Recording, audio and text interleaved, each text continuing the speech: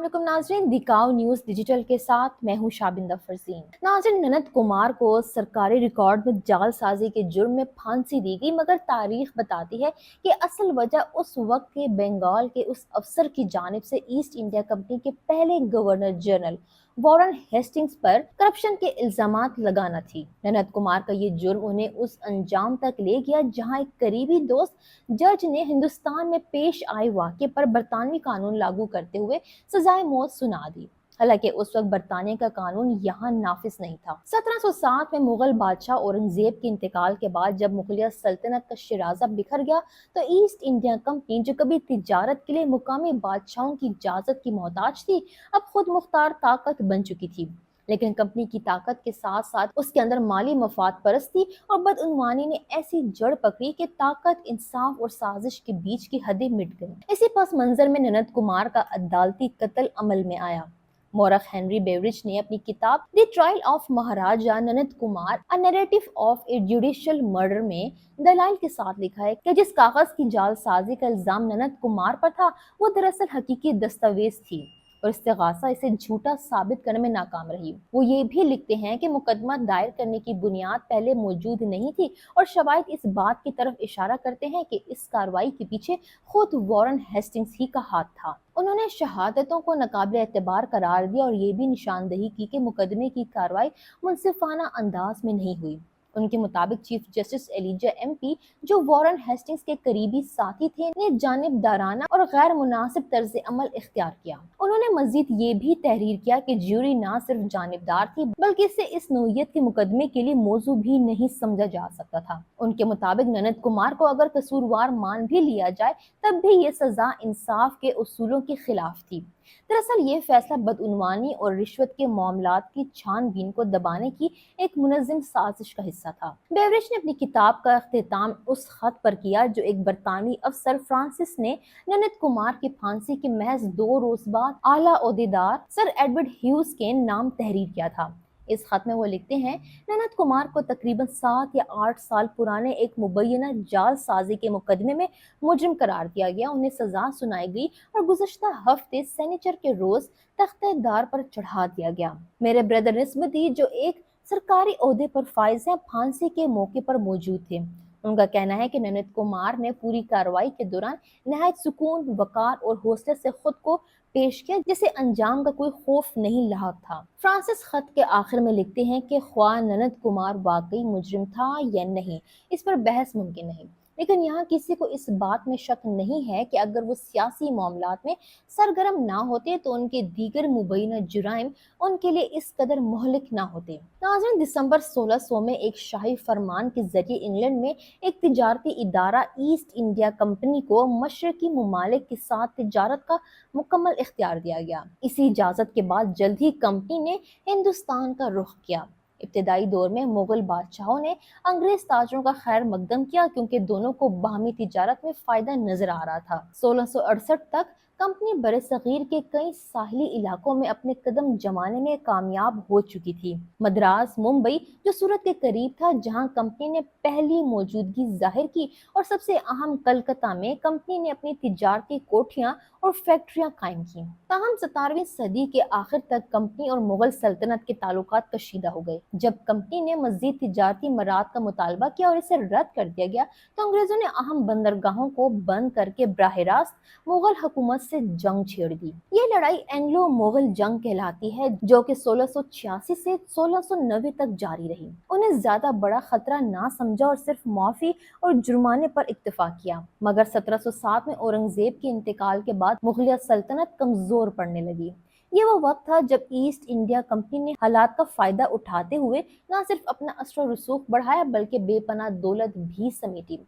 बाद अज़ां कंपनी ने फ्रांस और हॉलैंड जैसे दीगर यूरोपीय हरीफों को भी बरे सगीर से निकाल बाहर किया। बरतानिया के नेशनल आर्मी म्यूजियम ने रॉबर्ट क्लाइव को नवाब जनरल का लकब देते हुए एक ऐसा दिलेर, चालाक और सख्त गिर फौजी कमांडर करार दिया जिसने बरतानी सल्तनत के लिए हिंदुस्तान में इक्तदार की बुनियादें रखी। नाज़रीन, रॉबर्ट क्लाइव ने 1757 में बंगाल के नवाब सिराजुद्दौला के दरबार के अहम अफराद जगत सेठ, राय दुर्लभ, यार लुत्फ खान और अमीर चंद को रिश्वत देकर अपने साथ मिला लिया। यहाँ तक कि फौज के कमांडर मीर जाफर को भी खरीद लिया गया, जिसकी मदद से 23 जून 1757 को जंग पलासी बआसानी जीत ली गई। मारूफ बरतानवी मुअर्रिख P.E. रॉबर्ट्स के मुताबिक ये जंग असल में लड़ाई से ज्यादा चालाकियों और साजिशों पर मबनी थी। 17वीं और 18वीं सदी में ईस्ट इंडिया कंपनी की मईशत बड़ी हद तक गुलामों की तिजारत पर कायम थी। इंसाइक्लोपीडिया ब्रिटानिका में ब्रायन डुवीना की तहकीक के मुताबिक 1757 में बंगाल में एक ताबे फरमान हुकूमत के कयाम के बाद कंपनी की नाअहली, बद इंतजामी और फिर 1770 में आने वाली होलनाक कहत ने खित्ते की ज़रई आमदन को बुरी तरह मुतासिर किया, जिसके नतीजे में कंपनी माली तौर पर तबाही के दहाने पर जा पहुंची। बरतानिया के नेशनल आर्मी म्यूजियम के मुताबिक रॉबर्ट क्लाइव ने न सिर्फ एक सख्त गिर फौजी कमांडर बल्कि एक लालची सरमायादार भी थे, जिन्होंने एक सियासी असर रसूख और फौजी ताकत का फायदा उठाते हुए बेपनाह दौलत इकट्ठी की। क्लाइव ने बंगाल के गवर्नर की हैसियत से 2 मरतबा जिम्मेदारियां संभाली, पहली बार 1758 से 1760 तक और दूसरी बार 1764 से 1767 तक। उनकी पहली गवर्नरी के दौरान बंगाल को मुनज़्ज़म अंदाज में लूटा गया। जब वो पहली मुद्दत इक़्तिदार के बाद बरतानिया लौटे तो पार्लियामेंट में उन पर शदीद तनकीद की गई और उन्हें एक बदउनवान नवाब कहा गया। अगरचे अपनी दूसरी मुद्दत के दौरान क्लाइव ने इंतजामी इस्लाहात करने और बदउनवानी के खात्मे की कोशिश की, लेकिन 1767 में वतन वापसी पर एक बार फिर सियासी दबाव और तनकीद का सामना करना पड़ा। जनरल जॉन ब्रगवाइन, एडमंड बर्ग और कई दूसरे अरकान पार्लियामान ने इन पर करप्शन के संगीन इल्जामात लगाए। इन इल्जामात के जवाब में क्लाइव ने तंजिया अंदाज में कहा, मैं खुद अपनी शराफत पर हैरान हूँ।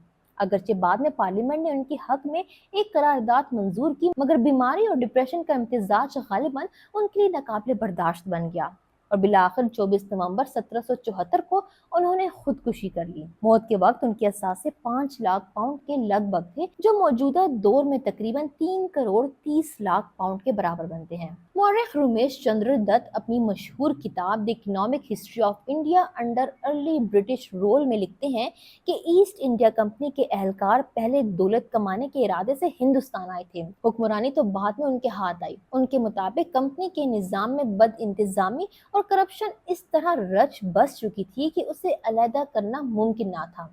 इसी तनाजुर में थॉमस मिकाले का कहना है कि रॉबर्ट क्लाइव ने खुद को महज ताजिर के तौर पर नहीं बल्कि एक फातेह और मुकामी हुक्मरानों का आका समझकर बेतहाशा दौलत इकट्ठी की। चंद्रदत्त के मुताबिक 1765 से 1780 के दरमियान कंपनी के एहलकार हर साल औसतन 30 लाख पाउंड बंगाल से इंग्लैंड मुंतकिल करते रहे, जो उस वक्त की कुल आमदनी का तकरीबन चौथाई हिस्सा बनता था। यह दौलत का मुनज़्ज़म इनखला था जिसने मुकामी मईशत की बुनियादें हिला दी। ताहम ब्रायन डोविनान के मुताबिक 1772 में जब कंपनी ने माली बहरान के बायस हुकूमत बरतानिया से हंगामी कर्ज की दरख्वास्त की तो 1 मिलियन पाउंड की बेल आउट फराहम किया गया। इस माली बहरान के बाद कंपनी को सख्त अवामी और सियासी तनकीद का सामना करना पड़ा।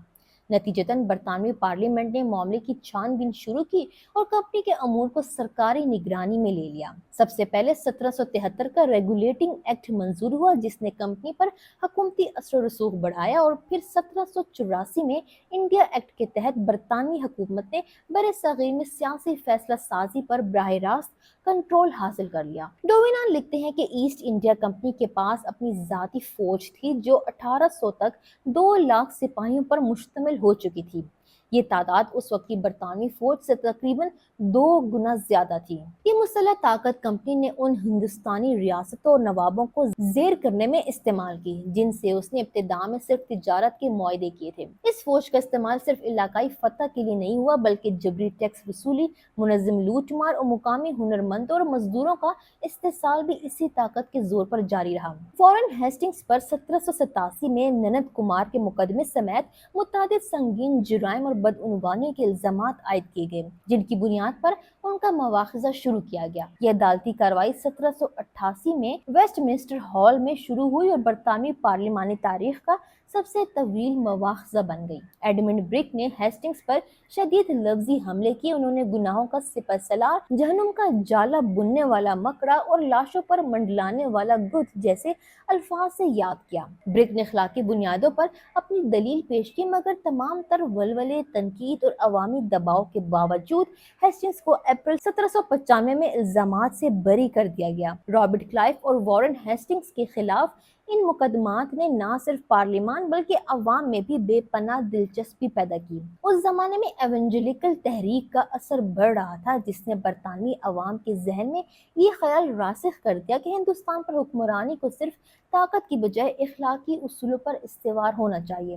تاہم برائن ڈوینان کے مطابق 19ویں صدی کے آغاز سے ہی ایسٹ انڈیا کمپنی نے چینی منڈی میں غیر قانونی طور پر افیون بیچنا شروع کر دی۔ اس کا مقصد ہندوستان سے چائے اور دیگر اجناس کے درآمدات کے اخراجات پورے کرنا تھا۔ چین نے جب اس غیر قانونی تجارت کی مخالفت کی تو نتیجتاً 2 افیون جنگیں ہوئیں۔ پہلی جنگ 1839 سے 1842 تک اور دوسری جنگ 1856 سے 1860 تک جاری رہی۔ دونوں موقعوں پر برطانیہ نے چین کو شکست دی۔ 1813 سے 1833 کے چارٹر ایکٹس کے ذریعے ایسٹ انڈیا کمپنی کی ہندوستان اور چین کے ساتھ تجارت پر قائم اجارہ داری کا خاتمہ کر دیا گیا۔ ان اصلاحات کے بعد دیگر برطانوی تاجروں کو بھی ہندوستانی منڈیوں تک رسائی حاصل ہو گئی اور کمپنی بتدریج محض ایک علامتی تجارتی ادارہ بن کر رہ گئی۔ مورخ پرسول سپیئر نے دی ہسٹری آف انڈیا میں لکھا ہے کہ 19ویں صدی کے وسط تک کمپنی بطور تجارتی تنظیم اپنا عملی وجود اور حیثیت کھو چکی تھی۔ 1857 سے 1858 کی وہ بغاوت جسے ہندوستان میں پہلی جنگ آزادی کہا جاتا ہے، کمپنی کے لیے ایک فیصلہ کن مرحلہ ثابت ہوئی۔ اس بغاوت کا آغاز خود کمپنی کے بھارتی سپاہیوں نے اپنی برطانوی افسران کے خلاف کیا، مگر یہ جلد ہی عوامی حمایت حاصل کرتے ہوئے ایک وسیع پیمانے پر آزادی کی جدوجہد میں بدل گئی۔ یہی تحریک 1858 میں ایسٹ انڈیا کمپنی سے حکومتی اختیارات واپس لینے کا سبب بنی، جس کے بعد ہندوستان براہ راست برطانوی حکومت کے تحت آ گیا۔ آخرکار طویل کاروباری سفر کے بعد 1 جون 1874 کو کمپنی کو باضابطہ طور پر تحلیل کر دیا گیا۔ مورخ مارک کارٹ رائٹ کے مطابق ایسٹ انڈیا کمپنی اپنے انجام کی خود ذمہ دار تھی۔ اس کی زوال پذیری بنیادی طور پر برِ صغیر میں بد انتظامی، لوٹ مار اور عوامی استحصال کا نتیجہ تھی۔ ولیم ڈالر میپل نے اپنی ایک انٹرویو میں جو ڈاؤن ٹو ارتھ میگزین میں شائع ہوا ہے کہا کہ برطانیہ کو چاہیے کہ وہ کمپنی کی جانب سے کی گئی لوٹ مار، کرپشن اور دولت کے غیر قانونی اخراج کو تسلیم کرے۔ بنگال کے بھدر لوگ طبقے نے مغلوں سے چھینی گئی جاگیریں خریدی۔ دیپ، ملک اور ٹیگور خاندانوں نے بھی ان زمینوں سے فائدہ اٹھایا اور کمپنیوں کے انتظامی ڈھانچے میں ضم ہو گئے۔ بنگالی متوسط طبقے نے کمپنی کے بانڈز میں سرمایہ کاری کی، جس نے کمپنی کو مزید مضبوط بنایا۔ ان تمام مقامی شراکت داروں کے بغیر کمپنی کی کامیابی ممکن نہ ہوتی۔ ہنری بیوریج کی تحقیق سے یہ بات بھی سامنے آتی ہے کہ نند کمار کے خلاف وارن ہیسٹنگز کی کارروائی میں جن گواہوں کو استعمال کیا گیا وہ بھی دراصل ہندوستانی تھے۔ یعنی ظلم اور سازش میں صرف بیرونی طاقتیں ہی نہیں بلکہ مقامی لوگ بھی شریک تھے۔ ناظرین، ایسٹ انڈیا کمپنی کے زوال کے بارے میں آپ کیا سوچتے ہیں؟ اپنی قیمتی رائے سے ہمیں نیچے کامنٹ سیکشن میں ضرور آگاہ کیجیے، اور اگر یہ ویڈیو پسند آیا ہو تو اس کو لائک اور شیئر کرنا نہ بھولیں۔ ہمیں فالو کریں سوشل میڈیا پر اور وزٹ کریں ہماری ویب سائٹ گاؤں نیوز، ہر لمحہ ہر خبر آپ کے ساتھ۔ دیکھتے رہیے گاؤں نیوز، نیوز دیٹ میٹرز۔